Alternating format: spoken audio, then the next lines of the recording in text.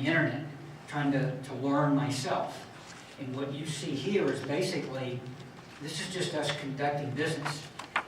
You're like a spectator, a non-involved spectator.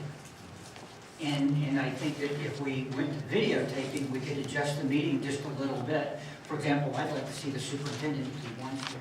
After the meeting, there'd be a segment where he would be on the video explaining something a little bit better or differently or something, give an update, something's taking place in the district. I think, I'm hoping, let's say I hope, that there would be, the public would appreciate that. Because my counter to that would be the Bell Valley meeting had a couple of years ago, a year ago. Mm-hmm. There's nobody there. I mean, the meeting was at Bell Valley in hopes of gathering local, the parents, the public involved in. It wasn't as much as we have here. And I was disappointed. I wasn't on the board at the time, but I was disappointed. I thought we should have packed that place. Yeah. No, it's fair points, and so I'd say I don't do this every day. I think something that's similar. I look at top line that's completely variable and very hostile right now, very, very hostile right now. We make very tough bottom line decisions. We scenario plan 1 year, 3 years. We have adjustments where we reforecast that every 2-3 months, right? So I get that at some point you have to just kind of say, oh, listen, this is how we're going to good faith estimate. These are the decision criteria, and we're going to go. And so that's all I was trying to get some clarity on, is to say I certainly respect, and Ms. McClintock, your comment. I'm a long-term. I've got twin 3-year-old girls that aren't even in the programs yet, so they're coming, right? So I'm invested fully in the long-term health as well. I think it's important just to understand, if we look at affected students, are there other unit measures that would help everybody feel comfortable with the decision they're making? Cost per student. I played sports all my life too, so I don't want to see sports take an additional hit versus education. Like I'm a taxpayer, I'm a Montessori supporter, and I'm just an IT guy in the community. So I know that those are really tough decisions, and again, not trying to say, hey, if you don't have a exact equation, you're irresponsible. I get that you're digging into the details, and I appreciate the transparency and the opportunity to have a dialogue. So, if you happen to have guidelines that would tell us how much, if we spent this much money, our grades would go up. We have some people here who'd be very interested. I'll do my best with 5 Arnold kids to bring the grades up. But completely other separate question. No, I'm really not trying to filibuster the meeting, but I just enjoy having more than 3 minutes. IT, leases, what do we, so then I'm putting my IT hat on. Who do we work with?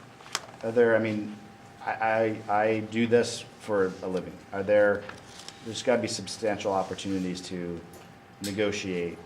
That seems like a pretty hefty cost, even for just 6,000 students.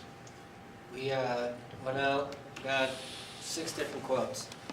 And at the end, we decided on PNC for a leasing opportunity to lease it. And then the quotes obviously came from the several different companies where we found the cheapest alternatives. And then we chose PNC mainly as it wasn't the cheapest alternative, but it did offer us a $1 buyout at the end. And we felt that some of this product for which we were purchasing would have more of a useful life at the end, and was well worth long term of taking the $1 buyout rather than saving maybe $15,000 on an interest payment total over 4 years. So is that locked in, or are there an opportunity to revisit that? Did you sign an agreement? No, we haven't signed anything, so there is Okay. still an opportunity. However, we are moving Quickly. right, and closing should be for next week. So if you want to talk, I'm not against Yeah, that. maybe afterward we can connect and just share some thoughts if I can help. Absolutely. I'd love to. Get us a cheaper rate. Anybody else have any comments? Okay, I guess, oh, I'm sorry. Okay. I see that the cost for your Montessori program is $419K per year, and there are 65 kids in that program. So if you were going to eliminate the whole thing, the 65 for that, if you're going to provide them in your same district, still you will have to maintain a teacher-student ratio, right? And I see essentially why you want to remove the program is only the cost of the additional teacher, right? Is there anything? Could you say that again? Could you repeat your question? Yeah, the thing, I think the regular programs that you have requires only one class teacher. Mhm. And in Montessori, usually there is a teacher plus Plus an an aide. assistant. Right. And just a minute. Is there an assistant in your class? Assistant? Just one person. No, it is just, so my daughter, she goes to Mrs. Furman's class at Grandview, and there is only one teacher, and there is no teaching assistant. So it is just the cost of one teacher.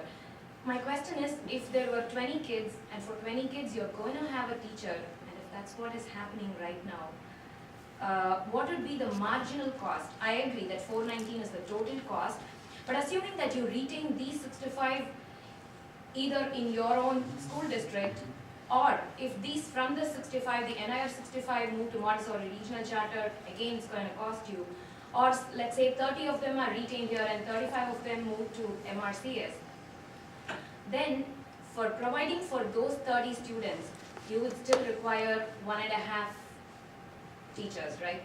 Not necessarily, because we would expect that some kids will go to the other Montessori. We would expect Yeah, that. 30 of them go, 35 of them stay, whatever. Yeah, I mean, we can Yes. put whatever number out there. But the ones that are staying, we would put into existing classrooms. We might put 3 in this room, 4, 3, and spread it out, because we have rounds of 4 and 5, of say, what grade's your child in? One is in 3rd grade, the other one is entering kindergarten. Okay, so 3rd grade at Grandview, 5 rounds? So we have 5 rounds of 3rd grade at Grandview, so we could technically put 3 in one, 3 in another, 3 in a third, so that we could absorb 15 3rd graders in our existing classes. Does that make sense? And we wouldn't have to hire an additional teacher because we have the teacher in there. So that's how we were looking at it. We were looking at the 419, as I said to the others, that when we eliminate the program, we don't have to, it's like getting those 4 positions back that we don't have to fill, because the kids would go into existing classrooms.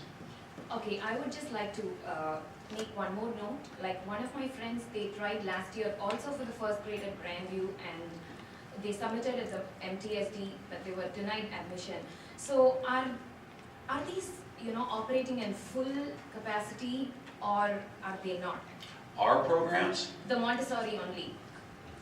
our Montessori programs Yes. operating full capacity? I don't believe so. They're really close, I don't think they're right there. I would say maybe one classroom is, but I don't have the numbers in front of me, but they're really close. Okay. Yes, ma'am. If we're reabsorbing the Montessori students into regular ed classrooms, how is that affecting the student-to-teacher ratio?